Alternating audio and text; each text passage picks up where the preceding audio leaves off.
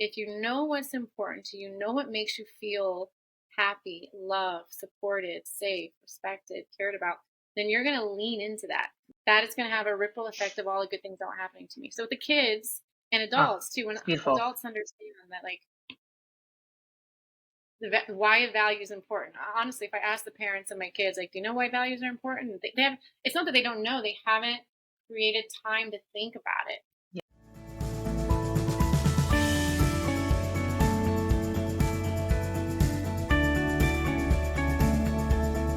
Hey everybody, welcome back to Parenting on Purpose.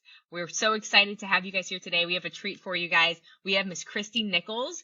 She has quite an experience to share with us today, but she is a life coach. She's an author, and she works with teens all over the world. And today we're going to have some tips and tricks for us to instill in our teenagers, or for them to really develop within themselves to set them up for success in 2023 and then moving forward. Christy, welcome to the show. How are you? Thank you, Caitlin. It's so nice to meet you. I appreciate the warm welcome. Well, speaking of warm, you look like you're in an amazing place. I am literally in a monsoon right now. Where are you coming from? I am sweating inside. It's so hot. I'm living in Nicaragua, and it's the hottest month of the year. Rainy season is for another month, so it's. I'm actually I'm 5 minutes from the beach. The jungle is right behind my computer. Wow. But it's southern Nicaragua, Pacific coast, gorgeous, but very, very hot. Hot. Yeah. Amazing. That's so beautiful. And you mentioned before we started recording that there's a lot of wild animals. What is the craziest animal that you've interacted with in your time in Nicaragua? Recently, well, there's howler monkeys right outside in this tree, and one was on the ground recently, just walking, and then my cat decided to stalk it for stupid reasons. Yeah. So yeah, anteaters, possums, raccoons. There's a snake the other day. We got scorpions, tarantulas. But we don't bother them and they don't bother us. That's the rule. Symbiosis. I love it. Yeah. We live in Florida and there's all these memes like how do you know if like the water in Florida has gators in it? And there's like, well, it's a really sure sign is if the water's wet, you don't touch it, there's gators in it. So I get you. I respect nature. I actually love nature. I still wouldn't want to swim with a gator. So I would love for you to explain to our audience a little bit about your background. So what I love about you is you really have a global perspective on teenage mentality and where we are as a global community. So where have you taught? Give us a little bit of backstory. Yeah, sure. So I haven't lived in the States for 21 years. In 2001, I moved to the UK and I lived there. I just went for a few months, but I ended up staying for 7 years. And that's where I earned my master's and my teaching credential. And I started working with high school students in England, where for me, like, I don't know, I loved teaching English to the English, but I always thought it was kind of boring to sit behind a desk and put a whiteboard, blah, blah, blah. Who cares? If I'm not interested, my kids definitely wouldn't be. So I would take them outside of the classroom. We would study books like Dr. Jekyll, Mr. Hyde, and then I would take them on Jack the Ripper walking tours at night in London. So like just really get them involved in what's going around them, getting them interested in, taking them on that tour. Because I don't know if you've been to London or not, but it's I have really, a few times. Yeah, yeah. So being amongst the scenery that was similar to the story that they were reading that they had to read, the professor. exactly. Way Yeah, better. It yeah. So just like it that. reminds me of like cultural immersion, kind of just like Oh yeah. immersing them in. That's awesome. Mhm. Yeah, and that's actually what triggered like an entire life change for me. Because after that, I could never like just go back to classroom teaching. So I did that for 7 years before moving to Australia. In Australia, I taught university and a few different universities for a while, but that's where I started my first business because what I really wanted to do and what I discovered through working with teenagers, like they didn't walk around London talking about literature. They were learning, they were in leadership roles, they were connecting with each other, they're observing things around them, they were developing their own sense of their personalities and their thought processes and just watching people around them in the world. I don't know. I just thought there's so much learning that happens about yourself when you travel. So while I Yes. was teaching university in Australia, I built a company and wrote a curriculum that was personal leadership, social leadership, and cultural leadership focused. And Cool. I would take university students, typically 18 or 19 years old, overseas for 3 weeks where they would travel. They would get involved in a community program. It was all community driven. We don't need to go off topic and talk about volunteerism here, but I was anti, come on, gringos, let's paint churches for poor. Anti that at all. Like I developed relationships Cool. I'm in, kind of feeling that. I might delve into yeah, that. I like that. yeah. And my kids got that too. So they, we didn't just go like teach somewhere. Like, for example, one year we were in Cambodia and they'd had massive floods and it had wiped out the bridge, the only bridge that connected one village to where they get their food. So our program, instead of like working in a school, we're like, all right, guys, we're building a bridge. We're helping here. And Yes. that education, just for them showing up, eating food they've never eaten before, Yep. like learning a language that they had no idea how to pronounce, like walking amongst monks, working with elephants in some cases, like Oh, that God. taught them so much about themselves. So the curriculum was built to capture those inherent moments of learning that you can't script, but you just know when you travel, you're going to be exposed to things you had no idea were out there. And then how do you Oh, take that home with you so that you recognize what you're feeling, what you're learning, you can understand it, and then you can use it to make decisions as they then went on to finish school, take on internships, like choose a career, build relationships. So that's wow. what I did for 5 years. Can I ask you a Um, question about that real fast? yeah. Um, I love that. And I think about like, studying abroad programs or even as a parent when we travel. Like I know parents and they take their kids, even if it's like to a local museum or like they go on a maybe a lifelong trip somewhere to another country. There's elements of people wanting to be able to do that and layer that in. So when you're building those curriculums, what were your criteria? You said it so beautifully where you're basically setting a space, like a sacred space for them to have an experience. Now, the cool thing about that is you obviously don't control a lot of that because it's random countries, different things, a lot going on, different politics, different cultures, different everything. What are the commonalities or what did you look for to say, if I have these 3 or 4 things lined up, I know the kids are going to have a great experience? I looked for purposeful projects that they could be involved with. So I knew the communities in which we work and what they were looking for next. I Awesome. also knew to point out examples of leadership in these other places. So the countries I operated, even though I lived in Australia, my programs operated in South Africa, Thailand, Cambodia, Costa Rica, and Nicaragua, which is where I eventually unpacked everything. Wow. But yeah, I looked for like the people who were the head of like the tuk-tuk drivers. I looked for the heads of schools. I looked for the students who were like making different decisions in another language with like, who's going to kick the ball? I'm going to kick the ball. Like all these lovely activities that you don't have to make so official that they lose their value or their interest, but it happens organically. Love it. Um, yeah, yeah, and that kind of leads to also the course, which I think is where we're going eventually, about mindfulness and how do you teach like emotional intelligence and personal growth to students now. It's that same Yes. idea of like how do we make this feel good and interesting where you're learning something about yourself accidentally but inherently valuable for your life. So, okay, so there's a lot to unpack here, right? Like nowadays, I'm in a community of homeschool moms. I have a 15-year-old and a 3-year-old. My 15-year-old privately schools from home because I don't want to be responsible for her education because I love her too much for that. But I want her to have access to people like you who are much better at these things. But giving kids in their most impressionable, most genial brain wave space, this like low grade clerical work, like it's like that's my thing. Like that really it makes my soul cry.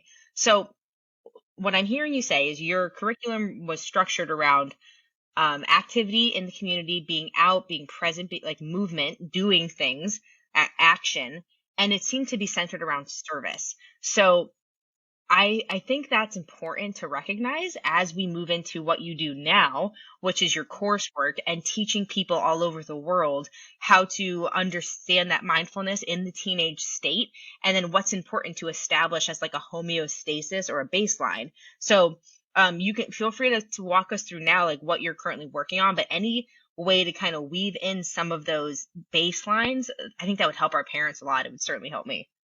Yeah, yeah, awesome. And it's definitely different. It's the same, but different.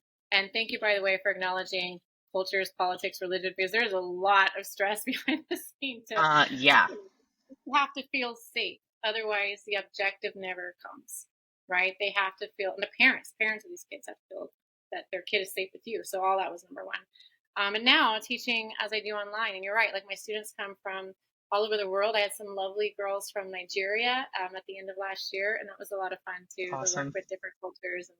Because what is their school day like? Often the students I work with now that we're past COVID, whatever that means, like students are back in school and there's like more structure and more routine.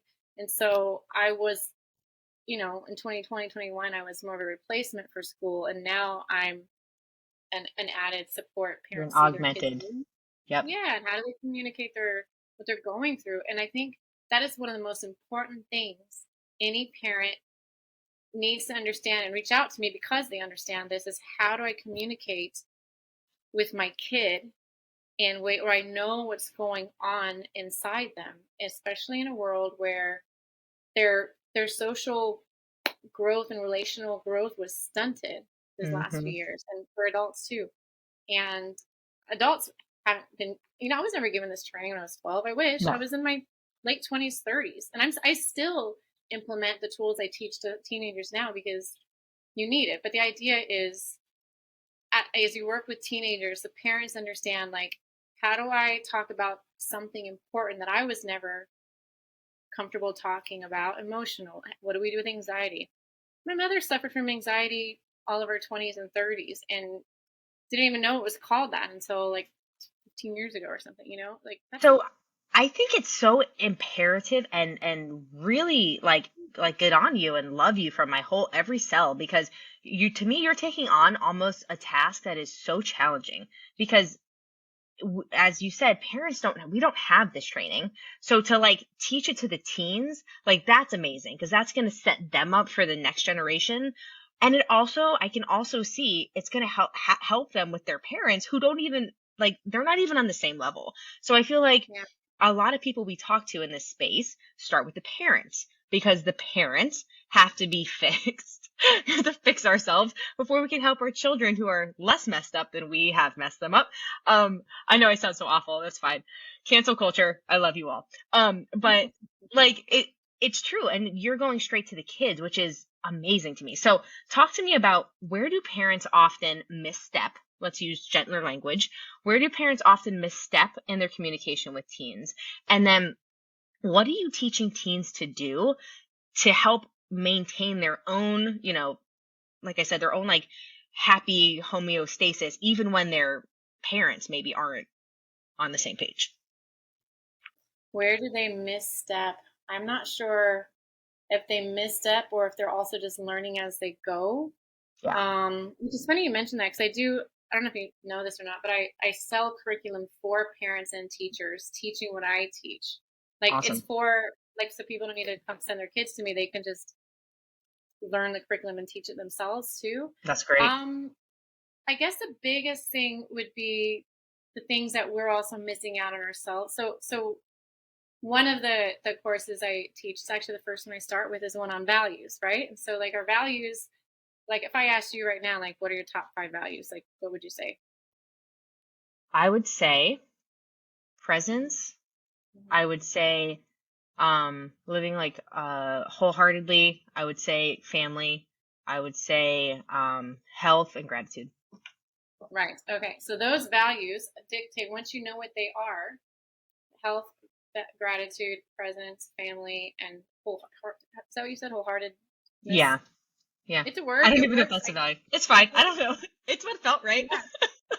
But like, so when I ask kids, like it's so for you, you were able to come up with those values, but also too, when I teach this to adults, it's like, okay, let's break it down to different aspects of your life and get detailed. What is a value? Like time alone is a value. So, it's a solitude, communication, community, being helpful, being heard. All of these things come up with adults. For kids, for teenagers, their values are like, um, the kids who say respect. That tells me they understand what it's like to not be respected.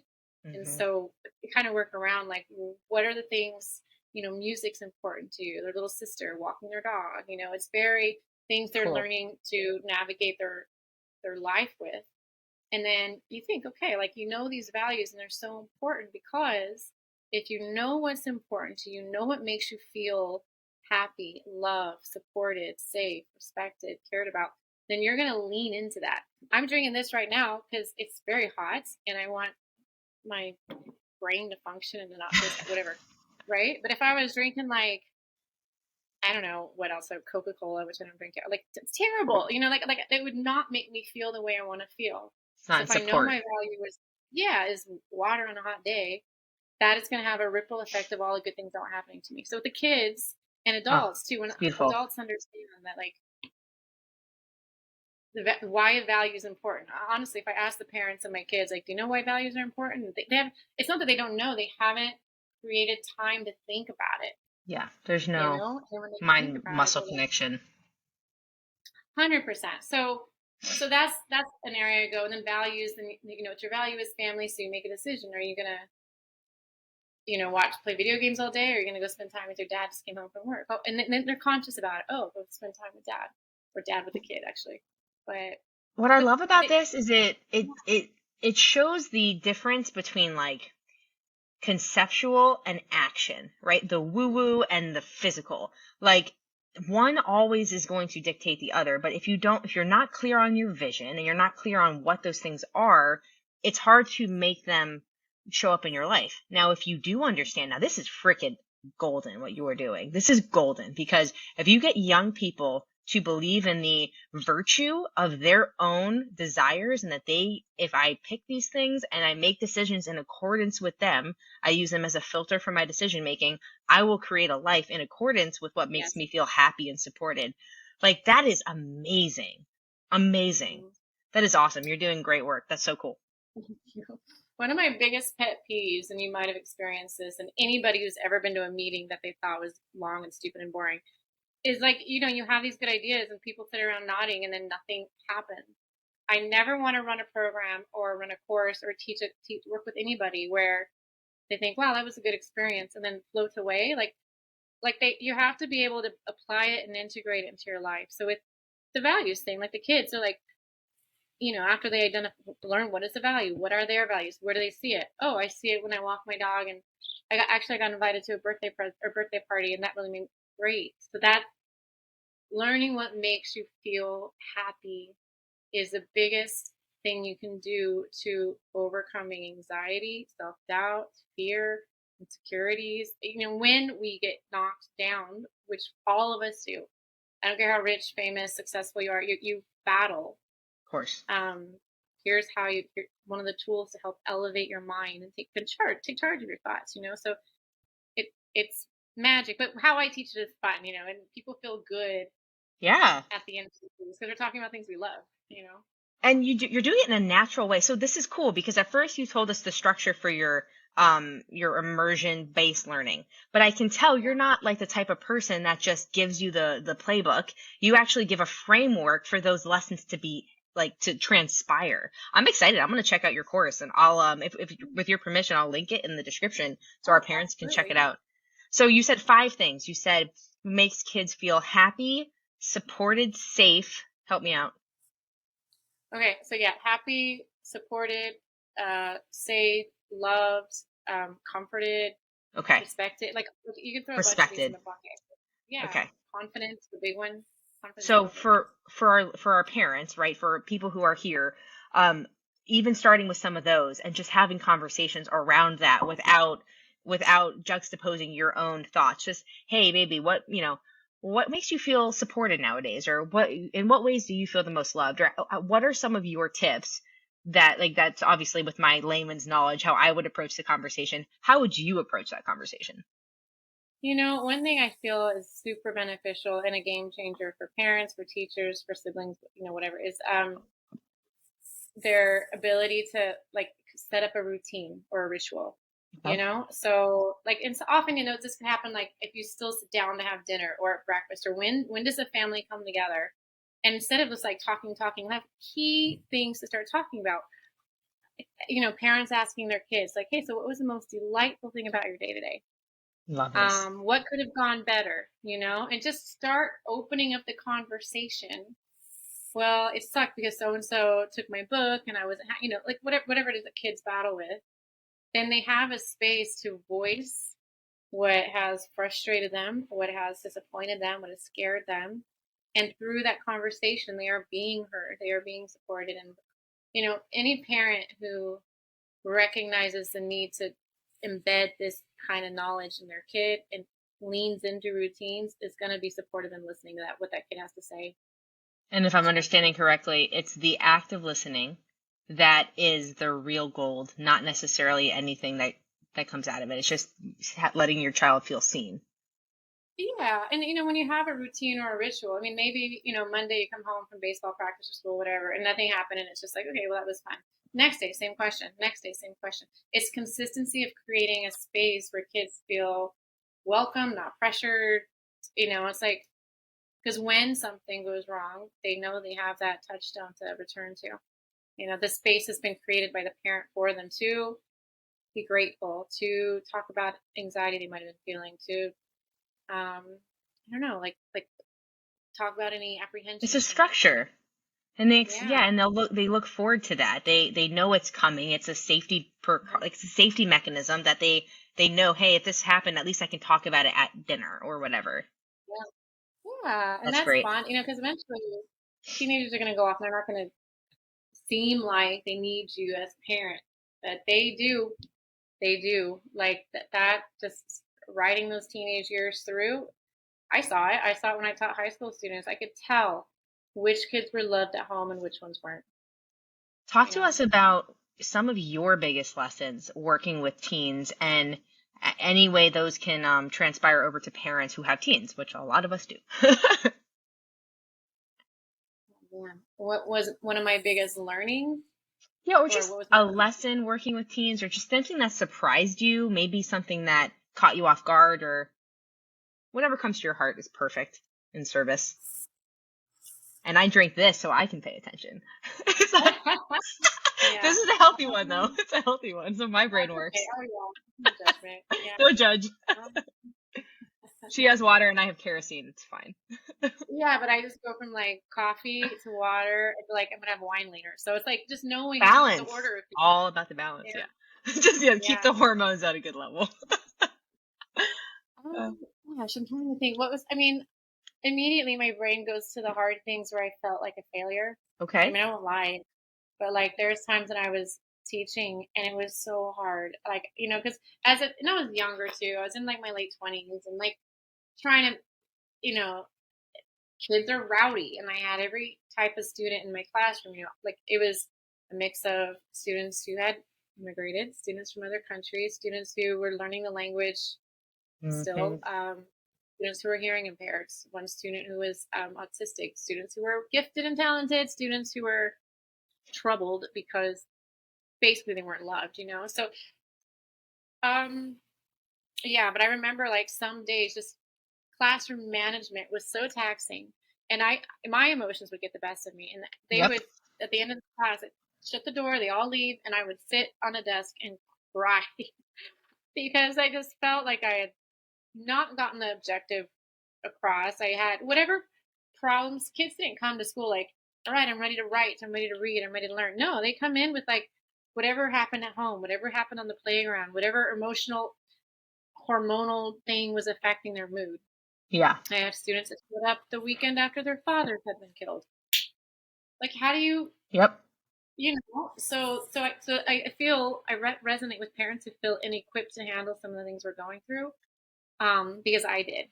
Yep. And I wish if I could go back, man, I wish I could have been such a better teacher now. If I knew what I do now at 44, that I could use when I was like 25, I'm like, man, it could have reached so many more people. I would have seen things like. What would you have done differently in those situations when you were frustrated, or when you just felt like you couldn't support them and that made you sad? Like what would you do differently?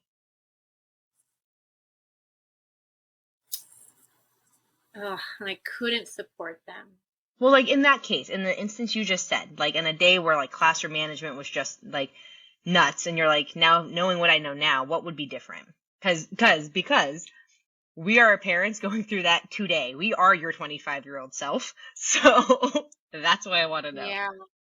I would create a sense of calm more. I mean, I did do this with different classes. Like I was really good, like the London field trip story with Dr. Jekyll and Mr. Hyde. Like I was really good at seeing ways to engage creativity and Okay, harness their perfect. attention.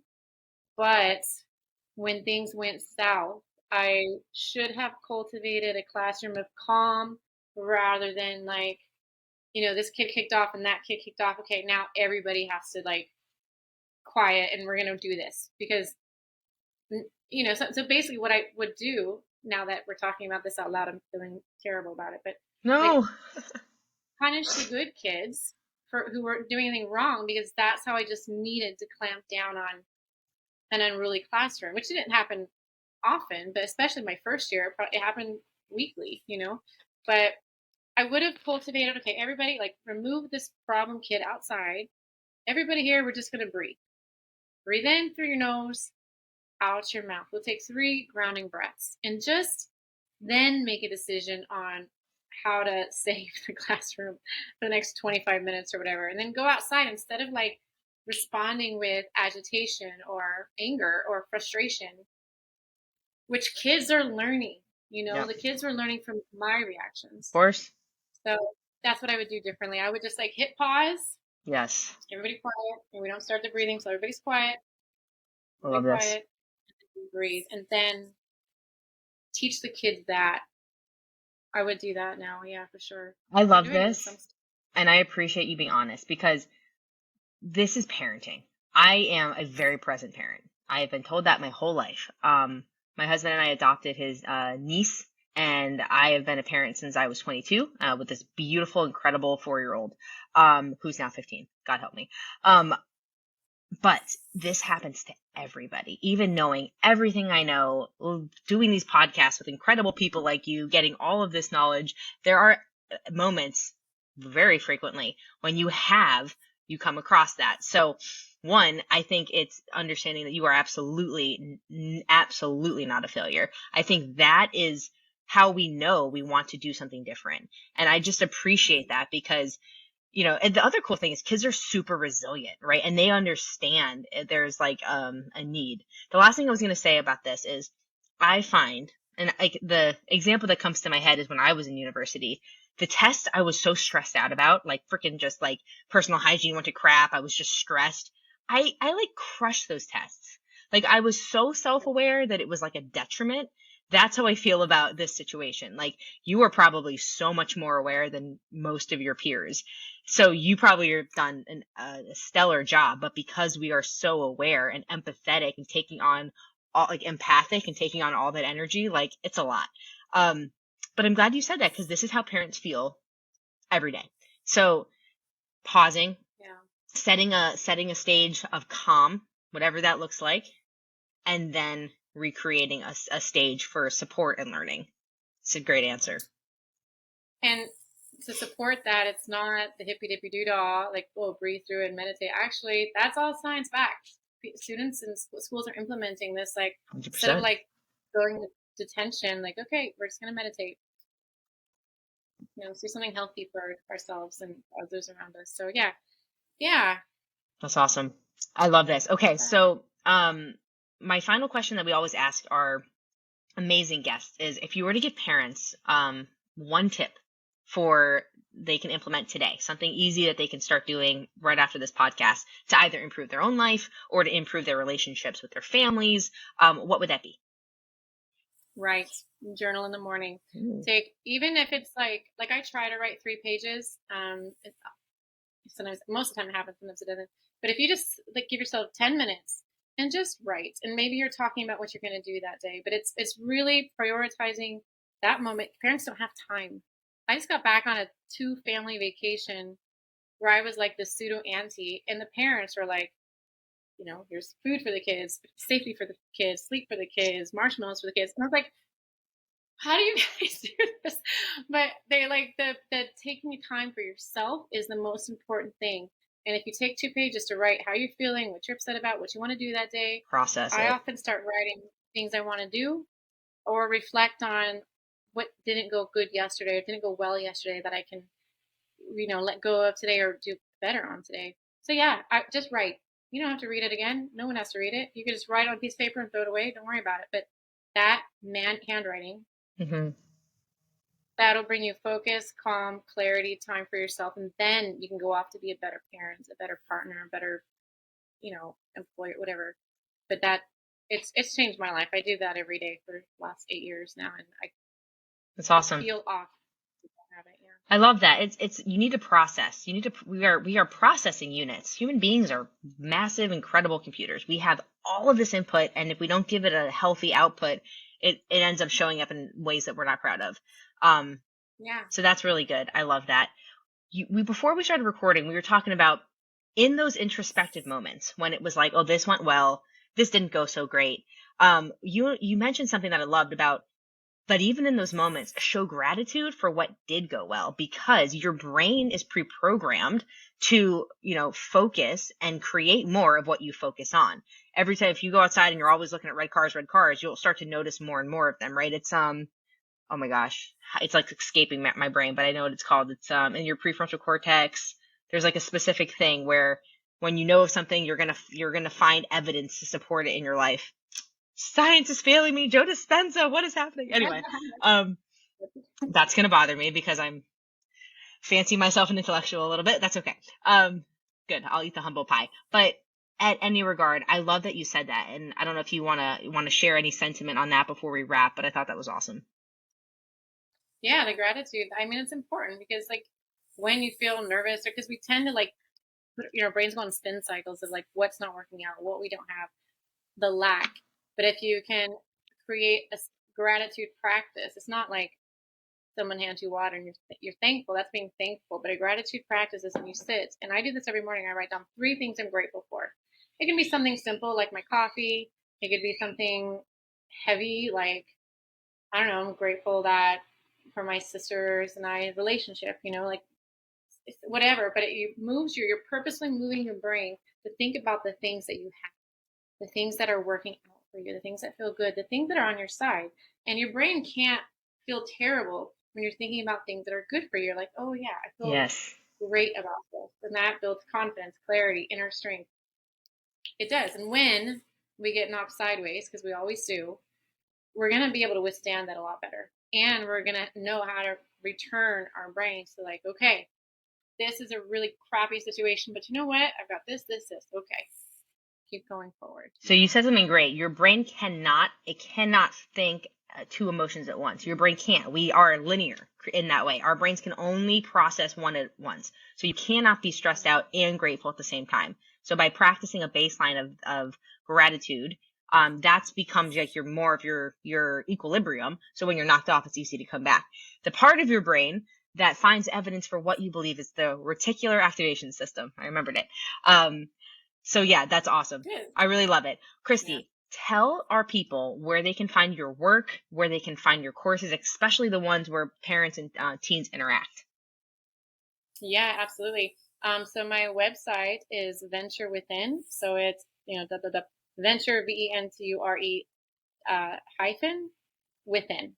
So, and on there, like that has everything. It tells about me in the beginning, and then you see like retreats, coaching, and I can't remember if definitely the curriculum is on there. But I also do like private classes too, like just Awesome. people like you like reach out, and I like that. I like working personally with people rather than like I don't advertise. I just it's kind of amazing how people find each other when you know what you're looking for. Yes. Yeah, your vibe attracts your tribe.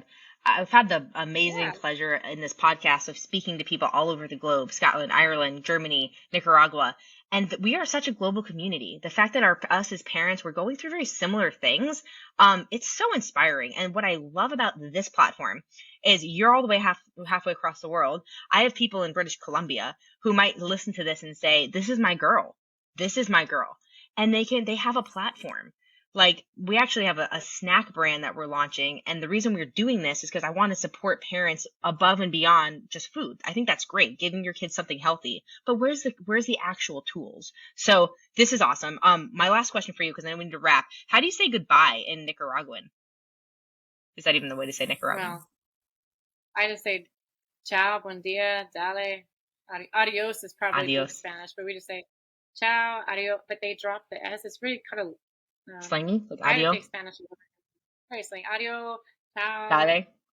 buen dia, I live in you know. South Florida, so I Right? hear dale a lot. So Oh, yeah, dale. that's Dale. awesome. That's great.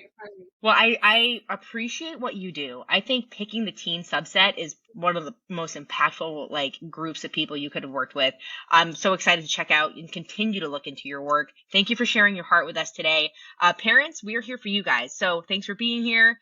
You guys know the deal. Let us know what else you want to learn. Hit subscribe, join our community. Until the next perfect time, you guys stay beautiful, stay inspired. Thanks for being here, guys. Amazing. Thank you. Thank you, Christy. Bye.